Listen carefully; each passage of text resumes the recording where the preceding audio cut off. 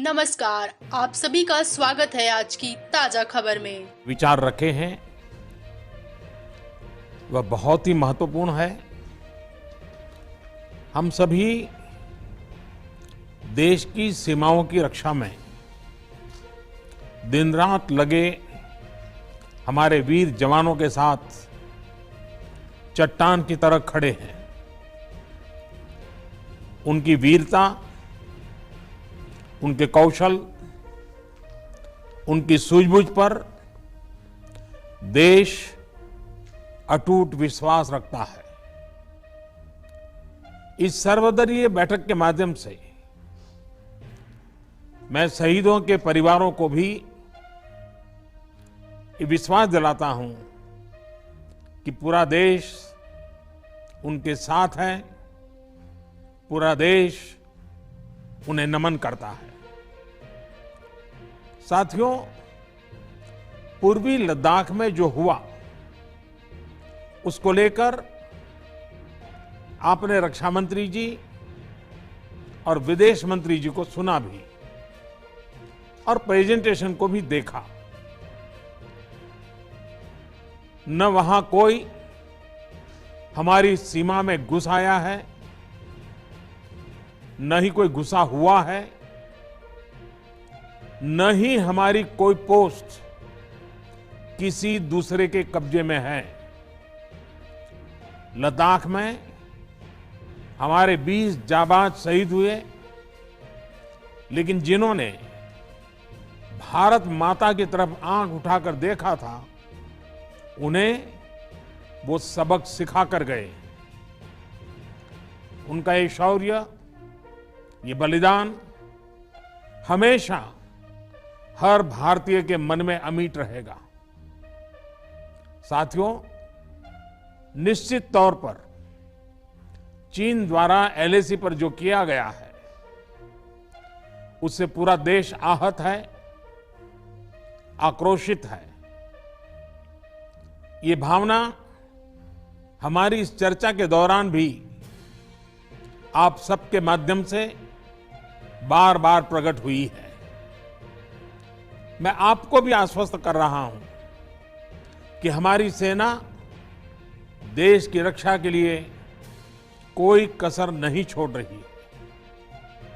Deployment हो, action हो, counter action हो, जल थल नभ में हमारी सेनाओं को देश की रक्षा के लिए जो करना है वो कर रही है।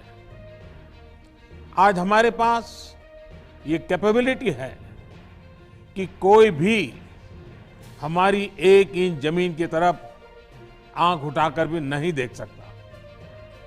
आज भारत की सेनाएं हर सेक्टर में एक साथ मूव करने में पूरी तरह सक्षम है। ऐसे में हमने जहां एक तरफ सेना को अपने स्तर पर उचित कदम उठाने की छूट दी है, वहीं दूसरी तरफ डिप्लोमेटिक माध्यमों से भी चीन को अपनी बात दो टूक स्पष्ट कर दी है। भारत पीस और फ्रेंडशिप चाहता है, लेकिन अपनी सॉवरेनिटी की रक्षा हमारे लिए सर्वोपरि है और आप सबने भी इसी भाव को प्रकट किया है। साथियों, बीते 5 वर्षों में देश ने अपनी सीमाओं को सुरक्षित करने के लिए बॉर्डर एरिया में इंफ्रास्ट्रक्चर डेवलपमेंट को प्राथमिकता दी है।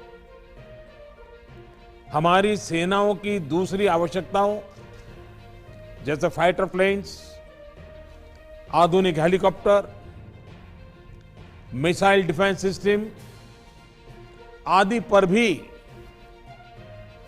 हमने बहुत बल दिया है। नए बने हुए इंफ्रास्ट्रक्चर की वजह से खासकर एलएसी में अब हमारी पेट्रोलिंग की कैपेसिटी भी बढ़ गई है। पेट्रोलिंग बढ़ने की वजह से अब सतर्कता बढ़ी है और एलएसी पर हो रही गतिविधियों के बारे में भी समय पर पता चल रहा है। जिन क्षेत्रों पर पहले बहुत नजर नहीं रहती थी, अब वहां भी हमारे जवान अच्छी तरह से मॉनिटर कर पा रहे हैं, रिस्पॉन्ड भी कर पा रहे हैं। अब तक जिनको कोई पूछता नहीं था, कोई रोकता टोकता नहीं था, अब हमारे जवान डगर डगर पर उन्हें रोकते हैं, उन्हें टोकते हैं।